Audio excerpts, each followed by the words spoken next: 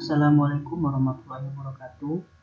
Saya Rizky Muhammad Nur Hidayah, kelas 7E. Di sini saya akan menjelaskan tentang revisi pesan-pesan bisnis. Revisi pesan bisnis adalah perbaikan pesan bisnis agar pesan bisnis yang telah direncanakan akan dibuat dapat ditinjau ulang atau dapat disempurnakan untuk menghindari adanya kesalahan.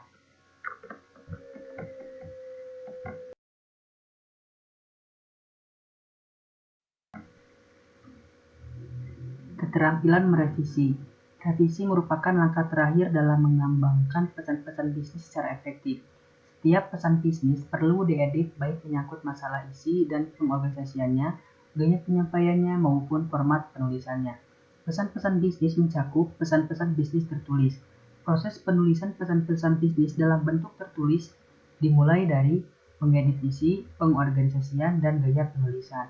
Untuk membantu memberikan gambaran yang lebih rinci tentang hal-hal apa saja yang perlu diperbaiki atau disempurnakan, berikut ini terdapat beberapa pertanyaan penting yang perlu diperhatikan, antara lain, apakah Anda telah memasukkan poin-poin dengan urutan yang logis?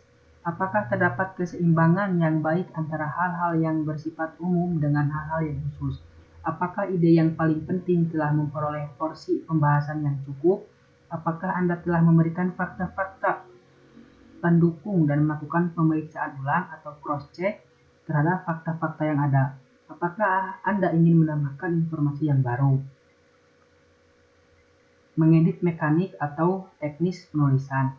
Setelah melakukan pengeditan isi, pengorganisasian, dan gaya penulisannya, langkah berikutnya adalah melakukan pengeditan dari sudut mekanik atau teknik penulisan atau pesan-pesan bisnis yang mencakup antara lain susunan kalimat yang digunakan, apakah sudah sesuai dengan kaidah kebahasaan yang ada sehingga mudah dipahami dengan baik, penggunaan kapitalisasi secara tepat, penulisan tanda baca secara benar, perhatikan makna keutuhan suatu kalimat sehingga makna suatu kalimat dapat dipahami dengan mudah, perhatikan terjadinya pengulangan kata yang tidak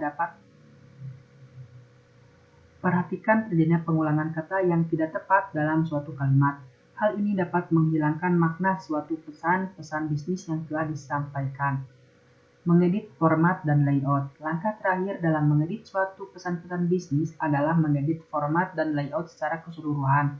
Di samping melakukan penelaahan terhadap tata bahasa, ejaan, kesalahan-kesalahan tulis, dan tanda baca, format tulisannya juga tidak boleh diabaikan begitu saja. Jika format tulisannya menarik, ditata rapi, bersih, tidak penuh coretan, dan kertas yang digunakan berkualitas baik, audiens Anda akan senang membacanya.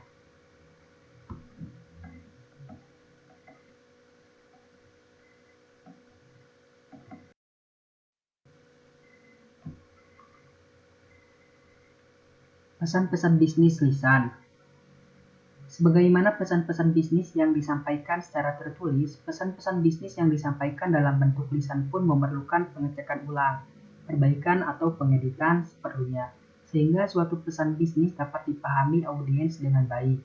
Oleh karena itu, meskipun penyampaian pesan-pesan bisnis yang dilakukan secara lisan atau perlu dilakukan kegiatan pengeditan yang mencakup antara lain, substansi pesan. Langkah pertama dan utama dalam melakukan pengeditan pesan-pesan bisnis adalah mengedit substansi pesan yang akan disampaikan pada audiens.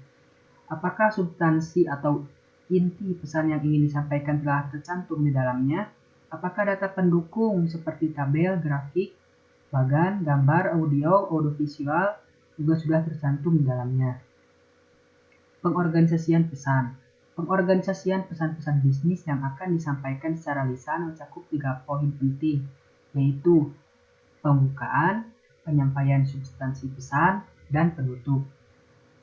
Gaya bahasa. Pada umumnya, penulisan pesan-pesan bisnis yang akan disampaikan secara lisan cenderung hanya bersifat outline atau garis besarnya saja, sedangkan penyajian secara lebih rinci lengkap dapat disampaikan pada saat melakukan presentasi. Gaya bahasa yang digunakan dalam penyajian pesan-pesan bisnis secara lisan lebih menarik dan dinamis daripada yang berbentuk tertulis karena cara penyampaiannya yang lebih santai, luwes, dan tidak monoton. Di samping itu, melalui penyajian secara lisan, penerimaan pesan akan lebih mudah memahami maksud dan tujuan suatu pesan yang ditunjukkan dengan penyampaian pesan-pesan secara langsung, pesan-pesan nonverbal yang didukung dengan tampilan kata, huruf, gambar, bagan, dan tabel dalam format animasi yang dinamis.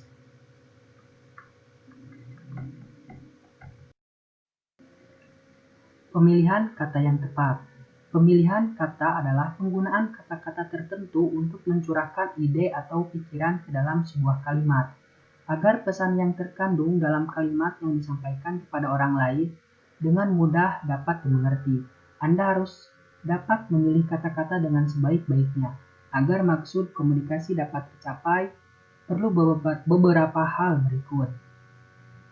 Pilihlah kata yang sudah familiar atau dikenal. Dalam menyampaikan sesuatu harus menggunakan bahasa yang mudah, agar mudah dimengerti oleh audiens.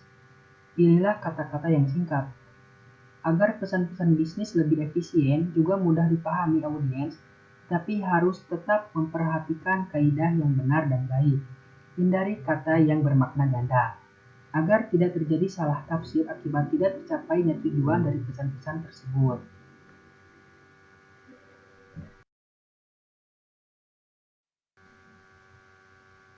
Membuat kalimat yang efektif.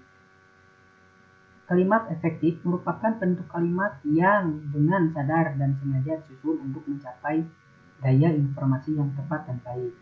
Secara umum ada 3 jenis kalimat, yaitu kalimat sederhana. Suatu kalimat sederhana hanya memiliki sebuah subjek dan sebuah predikat. Kalimat majemuk. Kalimat majemuk berisi 2 atau lebih klausa independen dan tidak mempunyai klausa dependen. Kalimat kompleks. Kalimat kompleks berisi sebuah klausa independen dan 1 atau lebih klausa dependen sebagai anak kalimat.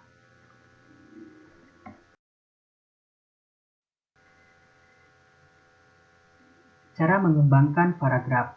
Ada 2 pendekatan untuk mengembangkan suatu paragraf. Pendekatan induktif dan pendekatan deduktif. Pendekatan induktif dimulai dengan berbagai alasan terlebih dahulu baru dibuat kesimpulan. Sedangkan deduktif dimulai dari kesimpulan baru diikuti dengan alasan-alasannya. Cara mengembangkan paragraf. Yang pertama adalah ilustrasi. Untuk mengembangkan suatu paragraf dapat digunakan suatu ilustrasi yang dapat memberikan gambaran terhadap ide atau gagasan umum, perbandingan, persamaan, dan perbedaan. Anda dapat mengembangkan paragraf dengan cara membandingkan persamaan maupun perbedaan terhadap suatu pemikiran dengan pemikiran yang lainnya. Pembahasan sebab akibat agar dapat memberikan arah yang jelas terhadap suatu pokok bahasan tertentu. Klasifikasi untuk mempermudah pemahaman paragraf bagi pengirim pesan dan penerima pesan. Selain itu agar suatu topik bahasan menjadi lebih terarah atau terfokus. Pembahasan pemecahan masalah. Untuk memberikan latihan analitis yang sangat diperlukan bagi seseorang dalam pengambilan keputusan-keputusan penting bagi suatu organisasi. Paragraf hendaknya jangan terlalu singkat namun juga jangan terlalu panjang. Yang penting suatu paragraf harus merupakan kesatuan ide atau gagasan yang utuh, menggunakan kata-kata transisi, kata ganti, atau kata kunci sebagai penghubung antara kalimat yang satu dengan yang lainnya, dan juga jelas.